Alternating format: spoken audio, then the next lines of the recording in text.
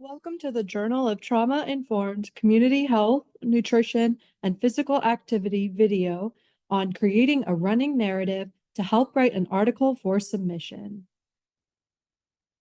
In this video, I will explain what a running narrative is and provide guidance for how to continually track your work.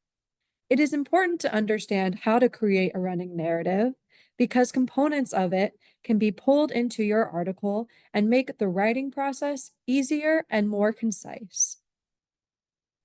So, what is a running narrative? It is a detailed, objective, and sequential record of events outlining what has occurred throughout the process of a specific period of work, research, or project. By creating a running narrative, you will be able to document all of the important details of the project you are working on as they occur.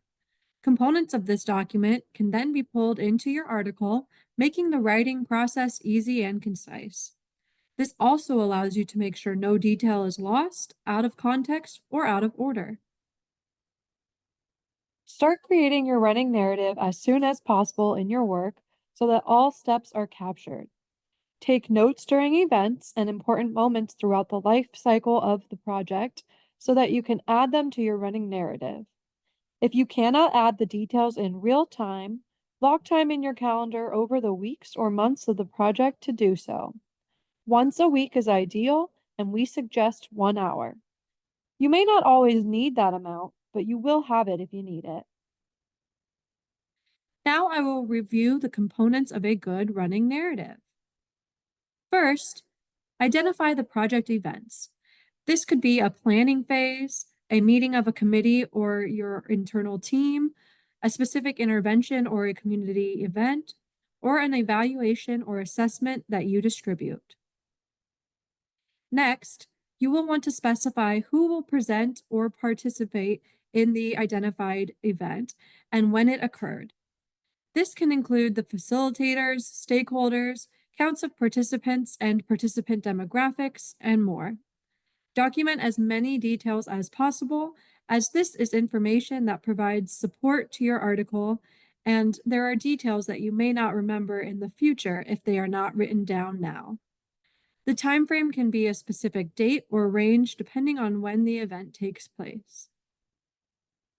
Another component to include is any data you collected during or about the event, as well as the method of collection. It is also important to document why this data is being collected and its future use. Make sure to link any relevant files, results, or folders. For example, if you administered a survey, include a link to that survey and to the folder containing the responses. It is okay if you don't always have data to add. Not all events will have data points.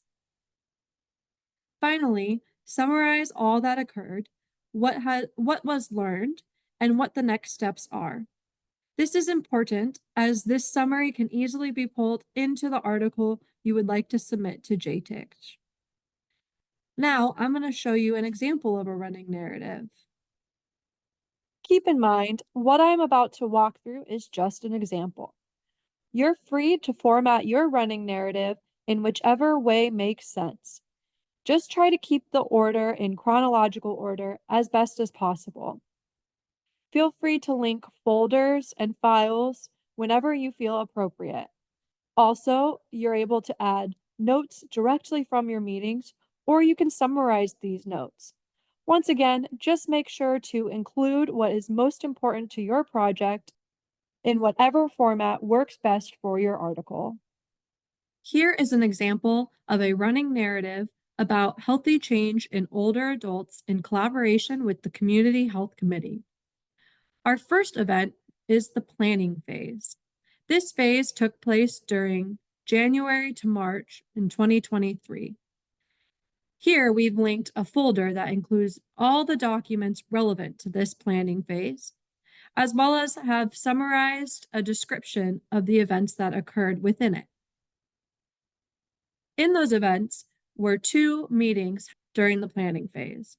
Meeting number 1 occurred on January 4th, 2023, and we've listed who attended that meeting.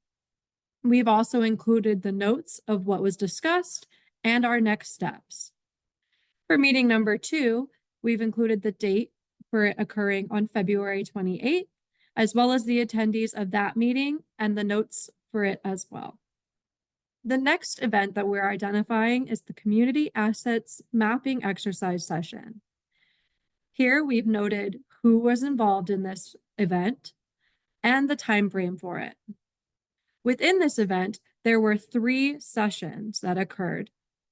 We've included the title for each session, as well as the different dates for when they each occurred.